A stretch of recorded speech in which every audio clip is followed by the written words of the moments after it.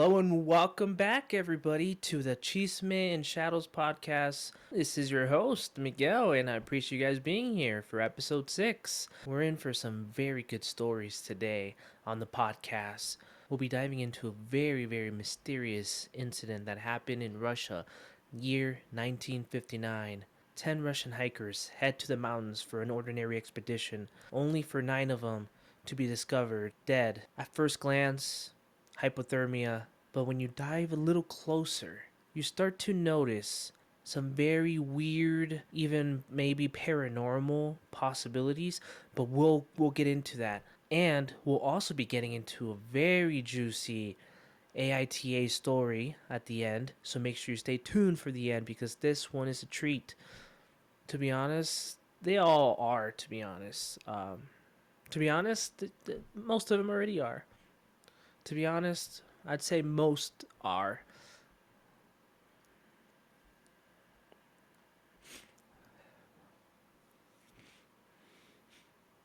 Now, again, welcome back. And man, is it me or does it seem like the world is just a movie nowadays? Especially if you live here in the United States like me. Then you really think you're in some weird what should be a comedy story, like a parody. It doesn't seem real. America is truly become such an oddball in the world. And although we were not going to be talking about anything specific, I think I do want to just talk about certain things. Now, again, I always like to start out the episode by giving out a little bit of life advice to the youngins, young guys, young gals and guys. And I thought I'd talk about something as simple and yet not simple as it may seem. And you know what? I will be getting into. I'll give a real life situation that recently happened that might go to show why it's important to be able to say no. You know, sometimes it's a lot harder, especially when you're younger, to be okay with telling people no when they ask something of you, when they ask for favors, when they ask you to change your ways, whatever it is. Sometimes you feel like you're obligated to, maybe to earn the respect, maybe because they have some sort of authority, their positioning, whatever it is, pressure, doesn't matter. The truth is, it's going to be a skill that's going to be very, very important to learn, and the earlier, the better. If you don't end up acquiring this skill, it's fine. Eventually, you'll probably gain it. Hopefully, you will. But you're gonna have to go through some tribulations, some straight up really annoying situations before you're finally able to be okay saying no. And the thing is, it's totally fine to want to give out favors to help out people. No, that's we should strive for that, right? We should strive to give favors to people, and that's all good and dandy. But the thing is, you have to know, or you have to honestly set some boundaries to yourself, with yourself and what you're willing to do. And there has to be a sort of protocol or a sort of guideline that you go by to decide whether to want to do things for people. Intentions, it's important to know what people's intentions towards that favor is. If they are doing it out of selfishness or if they're doing it out of some type of kinship, whatever it is, that's crucial and important. So, let me tell you a little story about my boy Ricky. It's been a while since I've mentioned Ricky. I'm hoping Ricky watches the podcast. This time he's mentioned really early on. He told me I could say his name on the podcast actually, but I don't want to. I want to stick with Ricky because to be honest, that's a really funny play on his name and I really like it. So Ricky, I'm about to tell you a little story, but you know, people don't know your name, so it's totally fine. So yeah, Ricky here is a coworker of mine, good friend of mine, but coworker, right? And there is another coworker, right, who works a different department but still in the same job. And we'll call her. No, you know what? We'll call her what the nickname that she's kind of known as anyway. We'll call her Karen. And yeah, we do call her Karen, so that might already give you some insight in terms of like her personality, right? But Karen isn't very well liked. I'll just put it that way. She isn't well liked. Not a lot of people talk to her anyway or really know her that well, especially not a lot of the guys, because the department she works at, it's a pure female department. Not because there can't be any guy working there, but at the moment there's just a pure female. And it's the same with my department where like there's only guys, but again, it's just hasn't been the opportunity, I guess. But besides the point, there's not a lot of interaction between us anyway. Not really a chance to ever bond. Not a lot of free time to, develop some some like broness or whatever it is. And especially Ricky. Ricky is more on the dislike of her, but at the same time, there's not a lot of interaction, right? So Ricky recently got a truck. Yeah, my Ricky, my guy Ricky, got a truck. Props. But you know what comes with getting a truck? People find out you have a truck, and people end up seeing you as an opportunity to be able to, take care of whatever business they need a truck for, right? So, Karen here found out that, and how she found out, I don't know. I mean, we have our little theories here, but besides the point, she found out Ricky here has a truck. So, despite the very little interaction they've ever had, she goes up to Ricky, does the most strange thing ever, stares at him, just walks up to him. Ricky's on his phone, or pretending to be on his phone. Either way, she walks up to him and she's just glaring at him. That glaring makes it sound like she was like, had some malicious intent or something like that, but no, no, no, no.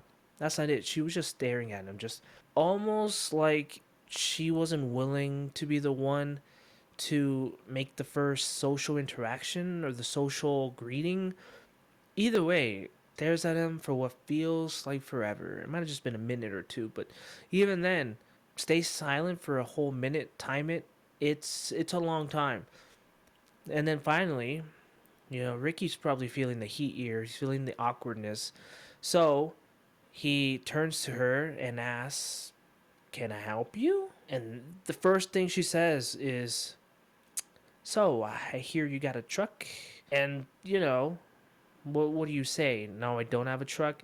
Ricky's like, "Yeah, I do." Next thing that comes out of her mouth, it's literally, "Oh, I have a couch that needs to get moved. You think you could help me?" Second phrase, it's already the favor. And that's how she almost worded it. Obviously, at this point, it's been like a week, so I don't remember it exactly. I'm not going to remember word by word, but essentially it's that. And Ricky's a good guy, He's a good guy who is not very good at saying no. Has no experience, clearly, at saying no. Ricky. I know you don't have experience saying no because I could just tell. Afterwards, so she does. He obviously, point of the story. He ends up telling her, "Yeah, sure. When? No, or yeah, sure. What time?" She tells him like next Sunday, and it's like okay, cool, and yeah, and then they exchange contact information or whatever. But afterwards, Ricky tells us that he really, really did not want to help her. And that's the thing. He, without hesitation, said yes, and he did not want to do it. So he did the opposite of what he wanted to do. And that is exactly the point. You have to know to say no. Or you have to know how to be able to say no. Because these situations are a lot more real and they happen more often than you think. And although you can come up with excuses, and I'm generalizing now, I'm not specifically talking to you, Ricky, but you can come up with excuses on why it was fine. Oh, well, I'm being a good guy, or I'm helping out this person, or whatever. And no, at the end of the day, part of becoming an adult is this added freedom of choice, this freedom to do or to make decisions based on what you want to do. And yes, that includes things that we say we don't want to do, but out of necessity, we do want to do them, right? Like paying bills. We don't want to have to pay bills, but the thing is, because we do have to pay bills, we do want to pay the bills we have to pay. Do you understand? And essentially, that I know at first glance, this might be a concept that is very like, well, obviously, I know when to say no, or I know. What do you mean? I don't need to know that. I, as I just said right now, Ricky is 21 years old. The good old 21. It is an age that is now beyond the teenage years by a couple. So, at that stage, is still clearly not a learned skill, which is fine, but it does put you in those type of situations where sometimes you will end up doing a thing that you're really against. And again, I'm just trying to help out because I'm explaining a situation that isn't by all means that detrimental. Like it doesn't really affect their life very much. And it's a very quick and that Sunday's probably gonna suck for him, but after that, dunzo, right? But in the future, it could be a way more serious situation, getting tricked into committing a crime, putting yourself in a position where it's against the law. That's pretty dang serious. And it happens all the damn time. Oh, well, it's just my friend. He said he was just gonna blah blah blah, and he told me to just do this one thing, and then you realize that these type of things happen a lot more often than you think. And when you find out about them, it's usually because they're serious enough where you find out about them. Do you know what I mean? But in a micro sense, I'm certain there's going to be a lot of tiny moments that are constantly affecting you, right? Oh, well, today I said yes to going out even though I wanted to chill in. Today I said yes to accepting more overtime. I didn't want to. You know, these small little things. I said yes to this food I didn't really want it. All these things. It gets stacked up. It really does. So I know and I understand that this may look like simple advice, but to be honest, it's foundational advice. It's something you should already know or you should already work on before you even get to anything in the future. Learning to buy a house, figuring out how to do that is crucial, right? But that's a very very specific thing that not a lot of people will end up doing, especially with how the economy is doing right now or where it's heading. But that's not the point. Point is learning something 10% of the population will end up doing is in a way very inefficient, doesn't seem to make a lot of sense. It would make more sense to discuss things that are fundamental for adults, for 90% of adults. 100% of adults should know this, but 90% of adults will have a very hard time learning some of these skills that are very much crucial skills. Again, I don't mean to belittle because I don't know your situation and you might be good with this or you may think you're good with this. But again, if one person gains a deeper understanding of these lessons, then my mission is complete. Because with this podcast, I want to do a couple of things. One of which is to pass down any little bit of wisdom I even have. If I have 1% of wisdom in me, I want to pass that down to literally anybody who's willing to indulge in hearing. And again, I understand that the concepts may be a little bit, they may seem a little basic, but to be honest, even the most basic seasoning can be the most important. The most basic of salt is crucial for any good dish. I hope that was as wise as it sounded in my head. Now, I hope you guys are ready because we're about to dive deepish into a paranormal story that at first glance might have not been that paranormal. But the more you dig into it, the more things that just don't line up. And because it's been reported on several times and a lot of people have put their little 2 cents into it, it is now an incident that has so many more little elements to it.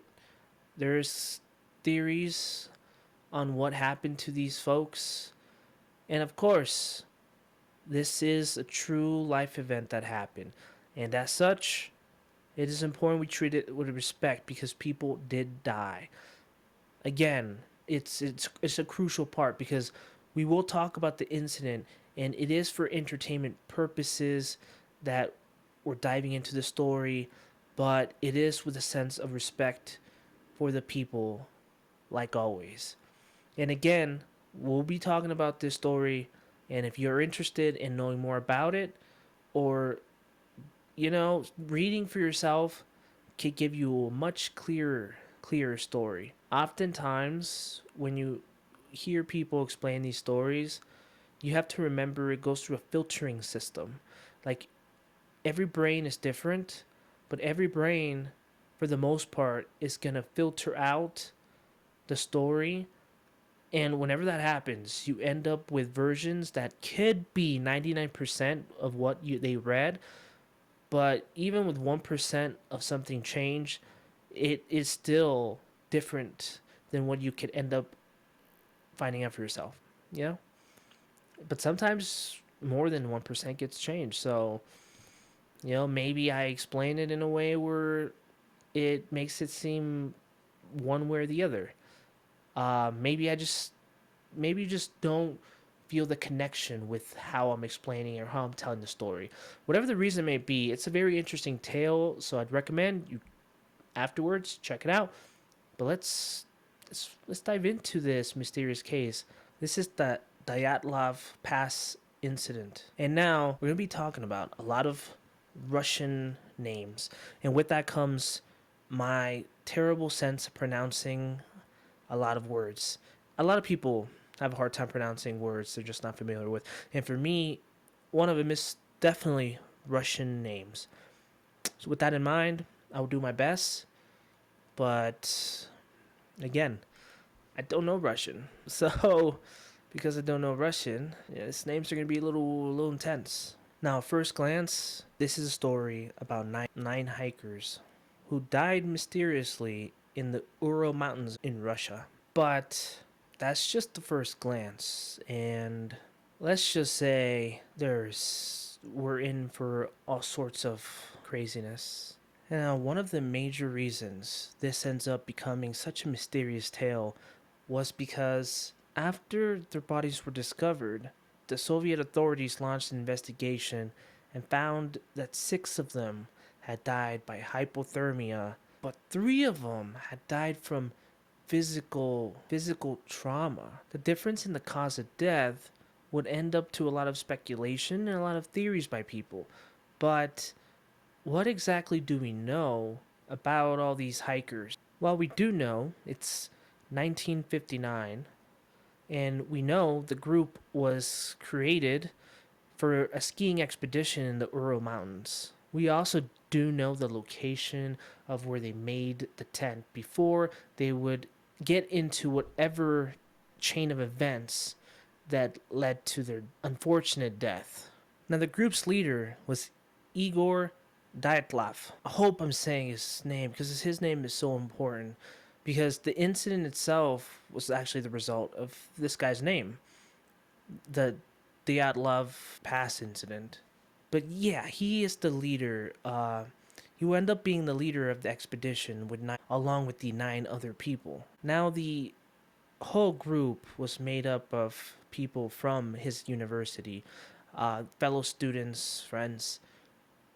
And initially, there was 8 men and 2 women, but one of those hikers would not end up making it through the whole thing. He had some health issues and he would turn back halfway through, but we'll get to that. Now, on January 23rd, 1959, the group would get their route book, which had the routes they were going to end up hiking through. And now the city committee would list the approval for the amount of people for 11. That extra person was somebody else who was initially going to go with a different group. So I got the list of everybody from there. So we'll go through it because it's important, I feel like, to at least hear the name of all the hikers, of the whole group, for certain parts of the story that might involve their names. Now, we obviously have Igor Dyatlov, but we also have Yuri Doroshenko, Lyudmila Dubinina, Georgy Krivonchenko, Alexander Polovetov, Zinaida Kolmogrova, Rustam Slobodin, Nikolai Thibaks Bringolis, Semyon Zolodaryov, and Yuri Yudin. Now, again, that was the list of the 10 members of the group. And that 11th member, he is kind of a mystery for me, at least from what I was able to gather. So my guess is either he didn't end up going or it was like a mix up or something because he doesn't really come up for me. Now, in the early morning hours of January 25th, 1959, the group would take a train to a town called Ivdel. And from Ivdel, they would take a truck to Visay. And Visay is more like a small little village. And that would be the point from where they start their expedition. 2 days later, January 27th, they would finally start their expedition. They started trekking towards Gora. Now, hopefully, I'm able to bring out a map if you're watching this on YouTube. If you're listening to Spotify, again, thank you. If you're listening on Spotify, I would not worry too much exactly about the geography, but feel free to pull up a map.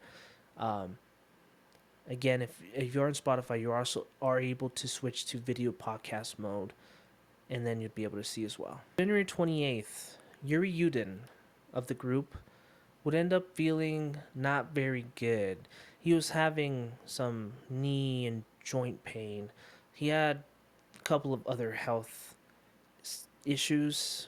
So, and now a lot of the reason why we even know the route path, like the actual, like really detailed route path they took, was because of their diaries and cameras that were found in their last campsite. Now, we do have to remember that these expeditions were by no means 1 day, 2 day things. These were some very intense expeditions by some very dedicated mountain climbers.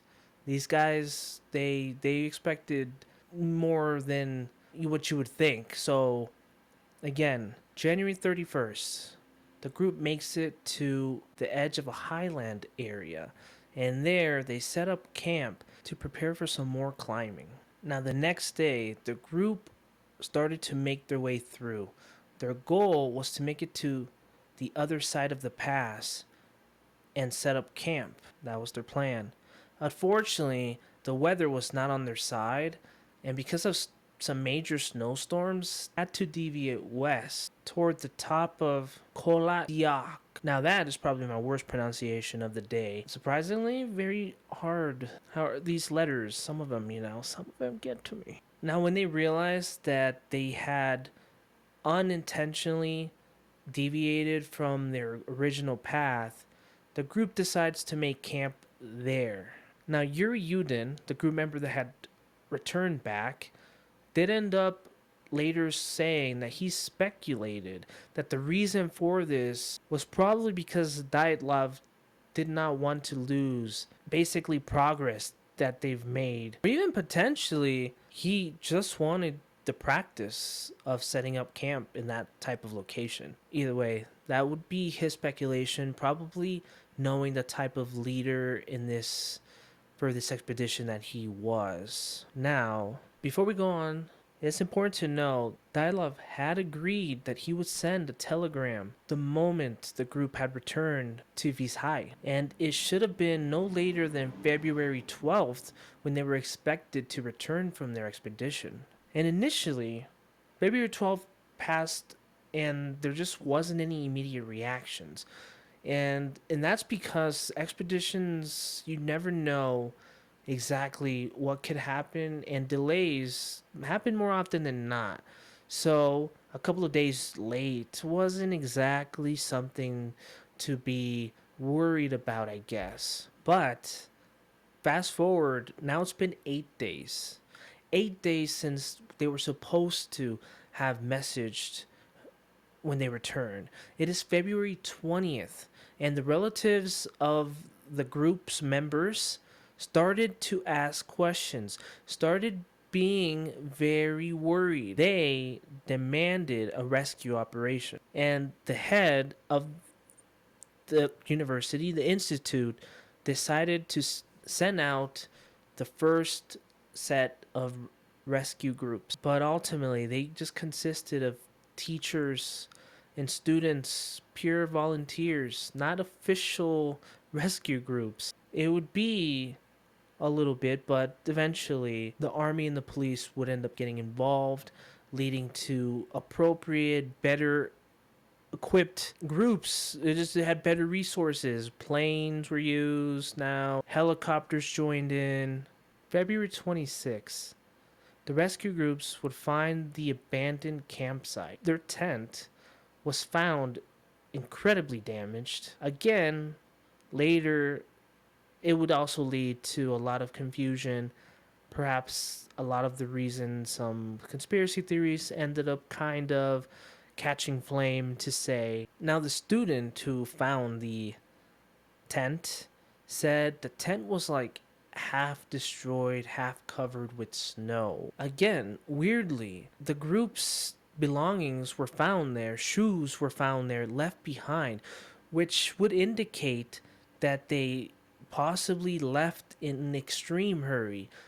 They would, to the point where, like, many of them left without even putting on their shoes. And to make things even weirder, investigators said that the tents were actually cut from the inside out, which would indicate that somehow, some way, they weren't able to get out the normal front from the normal front, I guess. Now, the investigation would honestly not be as hard after this because they could clearly see footprints belonging to 9 people, many of whom were not wearing shoes or socks, but they led down to nearby edge of the woods, pretty much in the opposite side of the pass. Of course, after about 500 meters, the footprints were no longer seeable. I mean, we have to imagine with the days that passed, there's no way it wouldn't have snowed again, right? Now, at the forest edge, underneath Siberian pine, they would find what looked like maybe a small fire or signs of a fire that was made, and also found, unfortunately, there would be the first 2 bodies. Krivonichenko and Doroshenko were found laying in only their underwear. Yeah, they were some of the group members that would end up leaving in what probably was such a hurry that they were unable to literally put on anything. Now, another small clue that they had found at right there where the bodies were was signs that potentially one of them had gone up to the tree to either get something from there or maybe even to get some height to find their camp. We have to remember that they left their camp with essentially nothing. So, light source was bad. They would have had to rely on the pure moonlight, assuming there was moonlight, But again, because of the weather conditions, we could only imagine that it was probably very cloudy. Again, so no very good lighting. So again, that's probably a reason they would climb up to try to find their location. And later on, this would be a theory that could be backed up by some more stuff. Or this would be evidence that could back up some theories people have. Now, between that pine and the camp, so like halfway, I guess, they would find three more bodies. Dyatlov, Kolmogorova, and Slobodin were found. Their bodies suggest that they were on their way to return to camp when they just did not have enough time. The cold ultimately got them before they made it to their destination. Now the other four group members would end up taking more than 2 months to be found. And now the reason for that was snow. On May 4th, they were found under 4 meters of snow. Now, this group surprisingly was better dressed than the others were, which could be a couple of different reasons for that. They could have either had a head start to escaping or running away from their campsite, or they just maybe slept in more clothes than the others. There were indications that a couple of them had taken off the clothes of the other members who might have died before them, as some of them seemed to have certain clothing that seemed like it was torn and put on them. As far as the investigation goes, in terms of finding out exactly what the heck happened here, well, after the first 5 bodies were found, a legal inquest immediately started. The medical examiner had determined that no injuries led to their death. The 5 of them were conclusively determined to have died of hypothermia. Slobodin did have a small crack on his skull, but that wasn't determined to have been the thing that led to his death, really. Now, things would change after the other 4 bodies were found. 3 of them actually did have some major injuries determined to have been fatal. Thebox, again, sorry if I'm saying it wrong, had a major skull injury. Dubinina and Zolotaryov, they had major chest damage. Now, the force required to have caused that type of injury would have had to been the equivalent of a car crash. Now, all 4 of them had a lot of soft tissue damage, and this is actually very disturbing. But because we don't know the underlying reasoning, at least not conclusively, I would say try to keep that in mind. Dubinina was missing a tongue, her eyes, and a piece of her lips. Zolotaryov had his eyeballs missing. And of course, sorry to say this, yeah, it's very graphic, it's very disturbing to know these things, but we don't have to associate them with exactly like some very messed up like serial killer type of thing. This could also just be done by nature. Nature could easily cause that. I mean, over time, people lose these type of things when you're decomposing and stuff. Of course, in this situation, everything was way slowed down because of the cold.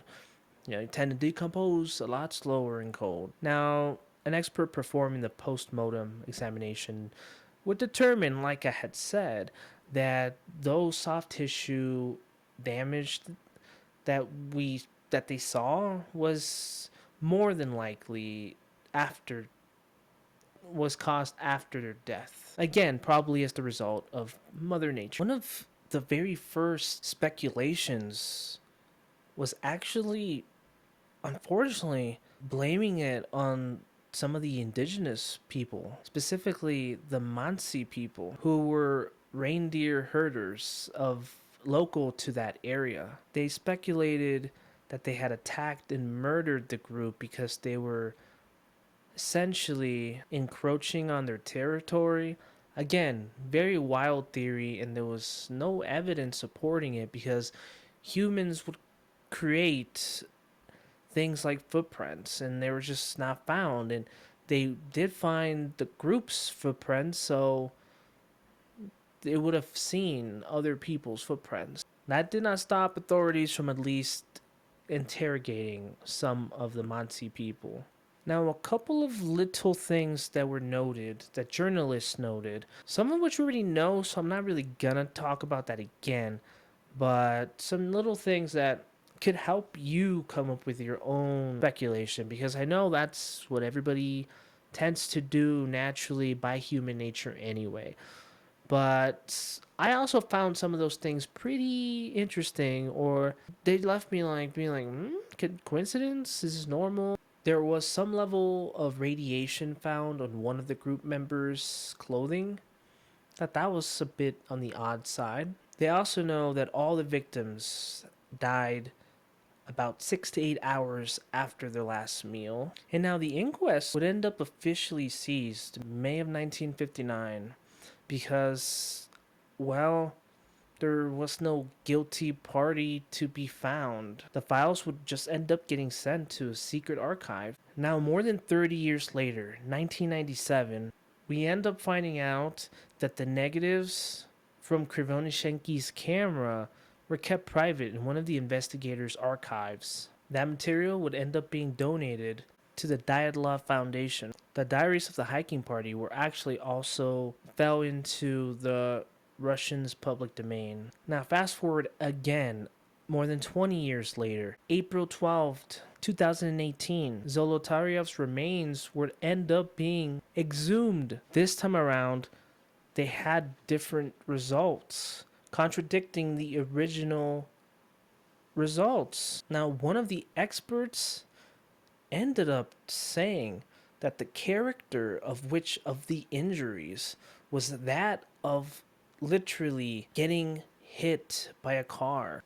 And another very odd thing, if we were to believe, which we could only believe in good faith, but we're getting really, really close to modern times, and things are still very dicey when it comes to the integrity of Russia, unfortunately. But they ended up finding out too that the DNA from the body did not match any living relative of his. Despite this, though, a reconstruction of the face from the skull matched post-war photographs from Zolotaryov. Now, February 2019, Russian authorities reopened the case up, but they determined that there was only three explanations for this whole situation. And thus, they were only going to look into the possibility of avalanche, a slab avalanche, or this is the really, really odd one for me. Maybe because the geography is still a little confusing to me. But hurricane, that was the third possibility that they were looking into. But that pretty much threw away any sort of speculation for it to have been some sort of crime. Now, even though it's not essential and it's very much possible that there is no relation, I do want to mention a related report. Yuri Kuntsevich, who was 12 years old at the time, attended 5 of the group members' funerals, and he ends up becoming the leader of the Dyatlov Foundation. But he recalls that when he attended these funerals and saw the bodies of the group members, they had a very distinct look. He had said that the skin was a deep brown tan. Now, I'm only going to assume this based mostly on what I know is the skin tone tends to be not very tan for, I'm going to guess, a lot of Russians in that area. It's usually geographical based, this whole thing, but usually further north you go, usually the more pale you are, and vice versa. Further south you go, more tan that you can usually see on people, right? And there's another report to talk about that will introduce us to a theory that has been thrown around for a while as well. And the whole reason why I even call this paranormal, I think in the first place, was because of this added idea. And now there were more hikers hiking that day. Perhaps not as close to the actual incident, like where it took place, but another group of hikers, right? Close ish, about 50 kilometers south of the incident. Well, this group reported to have seen some very strange orange spheres in the sky north towards the site of the incident that very same night. Now, around the same time, there was actual multiple reports again of strange orange spheres in the sky.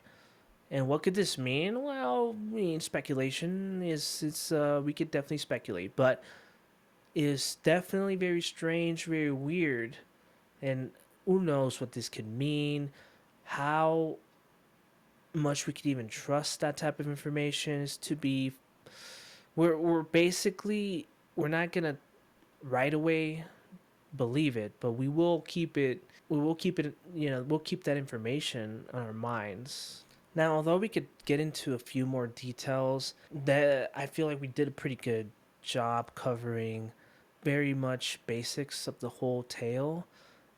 So again, if you want to learn more details, feel free to go check it out. But we'll get a little bit more into the possible explanations. Now, on July 11th, 2020, Andrei Kurikov, who was the deputy head of the prosecutor general's office, right, determined or officially stated that the official cause of death for this group was an avalanche. And when you assume it is avalanche, a lot of the actions they made all of a sudden seem a lot more rational. Because of the noise that they would have heard across the ice slab, they would have known that an avalanche was imminent. Thus, the actions they followed were very much actually with protocol. It was an emergency evacuation. They left the immediate area to ground safe from avalanche. They made an emergency fire, dug a snow cave. Oddly enough, they actually say that the fact that they were so experienced and they knew so much on these protocols was actually a possible reason why the events led to their death.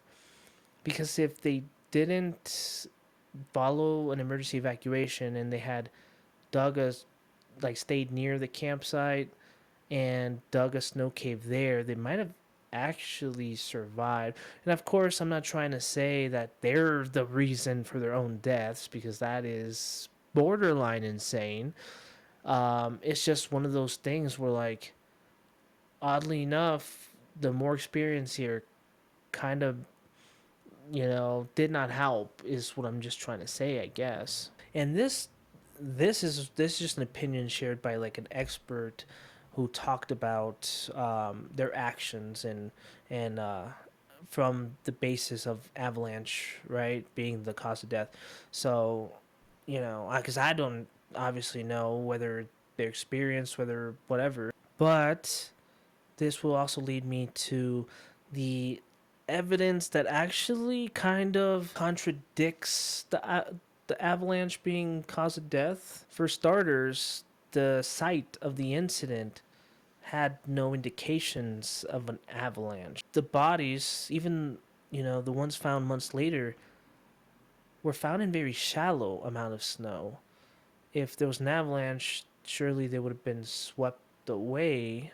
And since the incident, over 100 expeditions have been made in the same area, and not once have they ever seen conditions that could even lead to an avalanche. And an analysis was actually made that suggested that even if there was a very specific avalanche in that area, based on the slope of where they were and everything, it would have gone right past them. Now, Dyatlov and Zolotaryov were very much experienced when it came to this stuff, and there's no reason to believe they would have chosen a spot for their campsite in any sort of path for a potential avalanche. And finally, footprint patterns indicate that the group was walking a very normal pace for what should have been a very panic run.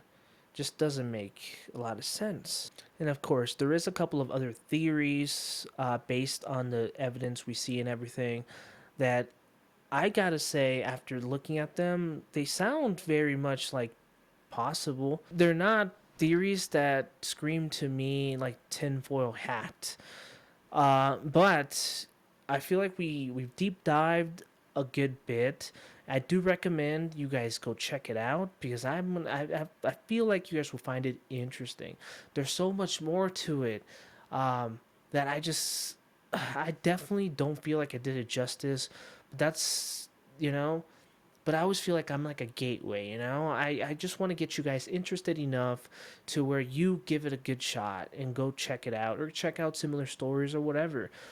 But again, if you feel free to go and check it out. And if you have any other stories, please let me know either if you're watching this on YouTube, or on Spotify. I still don't know the best way for that, so stay tuned because like Spotify's podcasting pretty new to that. But yeah, I think we probably can and should move on from this, and we're gonna get into our finale. This episode has been going on for a bit already. This was a much bigger story with a lot more details and things to that we had to dive into. So it took up a bit of time, but I was happy to do it. I really enjoy those stories because I learned a lot retelling them. They say that one of the very best methods to learn something or to understand something better is to explain it to somebody else. So, whenever I retell these stories, they get better engraved in me and I understand them better than first time I read them. So let's get into the final segment. We're going to be doing Am I the Asshole? And this one looks like it's going to be another fun tale. Let's talk about morality. Let's talk about values. Let's talk about everything. Because the way we do it here on this podcast is we're very much critical and we take it very serious in judging whether these people are assholes or not. Okay, let's do it. I'm a handy dandy. Am I the asshole story right here? Am I the asshole for imposing my culture even though I was just being nice? And we have a lot of extra information that comes with this. Apparently, there's been a lot of updates. So we'll judge it at first glance and then we'll get the updates and see if that changes our mind at all. Even though I, 23-year-old female, am American, my parents are immigrants and therefore I have different cultural upbringing than most. One thing that was hammered into my head from a young age was to always bring a small gift when visiting anyone's house. It doesn't matter if it's family or friends or that one person you kind of know but don't really like. Bringing something is a must. My boyfriend, 28 male, and I have been dating for almost 4 years now, and since we both work from home, he suggested we make dinner with his parents a weekly thing since we haven't been able to see each other much for obvious reasons. I love his parents, so obviously I agreed. Every week I made sure to bring something small to show my appreciation for them, cooking for us. Always using my own money. A small bottle of wine, their favorite dessert, some flowers, etc. And they always thank me for it. This has been going on for a few months and absolutely didn't notice anything out of the ordinary until yesterday when my boyfriend and I were preparing to head over. I'd gotten a cute vase of daffodils since luckily I'd found some in bloom and my boyfriend's mom really likes them. But my boyfriend suddenly got really mad and asked why I kept bringing stuff over every week like his parents were a charity case. Honestly, I got super confused and asked him what the problem was, and that I've always done this with everyone, including his friends since we met, that it was a cultural thing. But then he got even madder and told me to stop imposing my culture on everyone.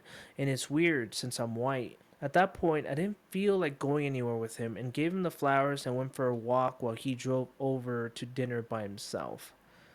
After he came home, he still had the flowers, which he gave to me and told me he was sorry, but his parents were really super annoyed with me, constantly bringing stuff over like they can't take care of themselves. And later, I got a text from his dad asking me not to come over for dinner anymore. Now my boyfriend's giving me a cold shoulder unless I give his parents a huge apology. But I really, truly don't feel like I'm in the wrong for trying to be nice to them. Am I the asshole? Quick edit. I didn't realize you could edit post directly, but I'm in a hurry to convince him to let me go over to his parents' house. I did post a brief update and FAQ in my most recent comment. No, no, no, we're not going to find out any extra information. Not yet, at least. I need to know more. No, no, no. I need to decide this at first glance. Okay, at first glance, let me see. So she's bringing stuff over, and from the stuff that she's saying she brings over, it's very much like stuff you bring over to dinners. Nothing seemed out of the ordinary. A favorite dessert, a couple of flowers. None of that screams to me like, I don't know, like giving off the impression of trying to look like you have money or trying to, the malicious intent would be very hard to get from that, right? And it's just even disregarding the fact that she's saying it's a cultural thing, because to be honest, to the extreme level that she's doing it does seem to me like it goes beyond what is more socially normal, right? You don't tend maybe to do it to very, very ordinary things. Like, nobody would bat an eye if you brought, a dessert or something or a vase of flowers or whatever. But to these weekly dinners, it would probably be like overdressing for an event for normal people, right? So, and it's probably the culture thing happened. It's more like it'd probably be the fact that she, no matter what the case is, it to bring a gift. So, it's just I don't see a world where you would think. The only thing I could think of is the parents' ego being so big that they can't be the ones to receive something because it kind of shows weakness in a way. And with that being the probable thing, I don't see that she did anything wrong. The boyfriend getting mad also seems very immature. It's giving me impressions that this guy doesn't know how to direct or how to communicate properly his feelings. So her question was, is she the asshole for probably not wanting to apologize? Um, because she, in her title, she says for imposing my culture. Here's the big problem I have with this, and it's only because of the title. Why did she put "Am I the asshole for imposing my culture"? Because it's quite obvious that's not what she's trying to say. But because she said that, it makes you think, okay, well, if you are imposing your culture, which is a very weird way to phrase that, um, yes, she is. Yes, she is. Based on just the title alone, if you are imposing your culture, which almost, is the equivalent of like forcefully trying to shove it down someone's throat, right? Then yes, you would indeed be the asshole.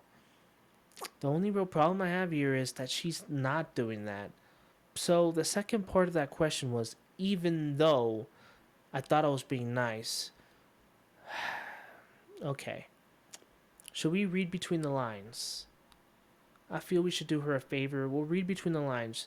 What she is saying, based on this, is I was trying to be nice. It got taken as imposing my culture, Am I the asshole?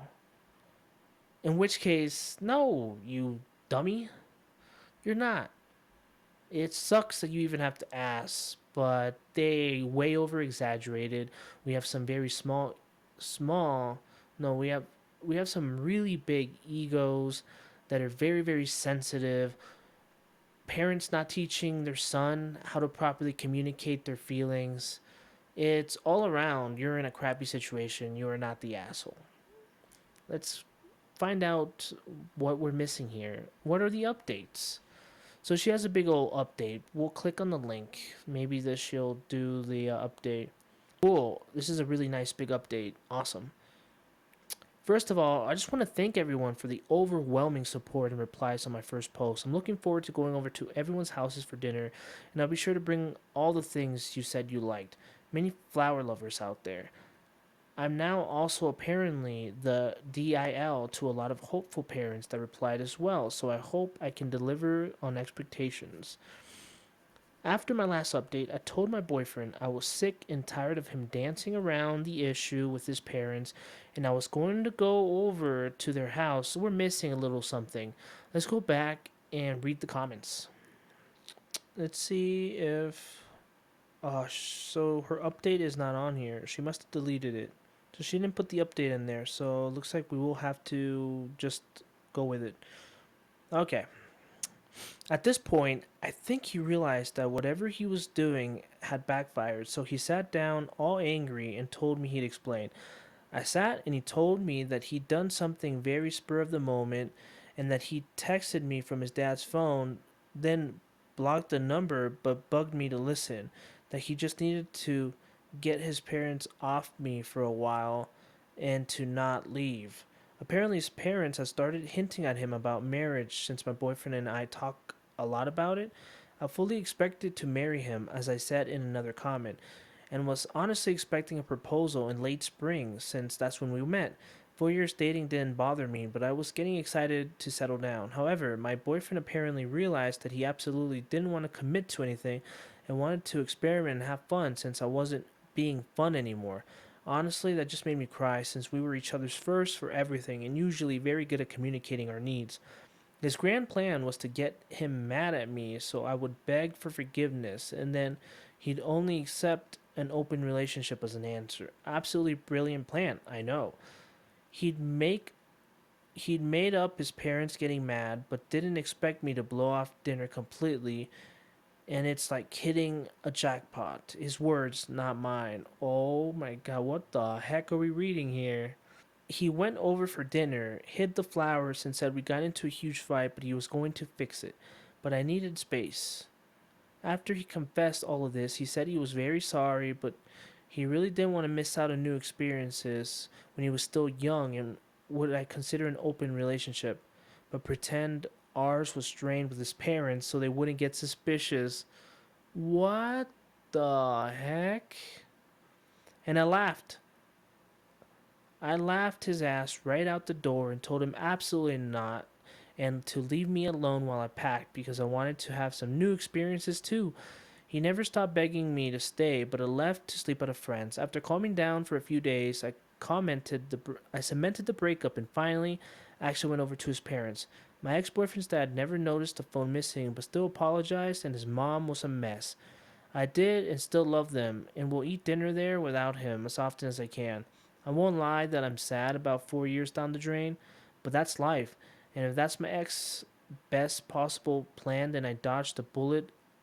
Oh, by a mile. What a twist. Finding out that this whole thing was. See, it all makes sense, but to have been made up story and the reasoning behind why this guy decided to make up the story, that is craziness.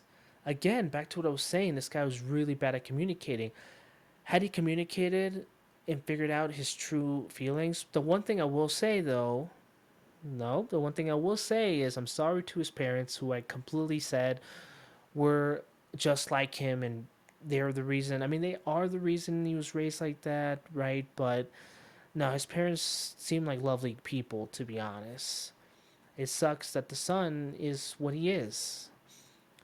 So yeah, I'm glad it ended up working out for her. Good. This guy seemed, like I said, really immature, so she really did dodge a bullet.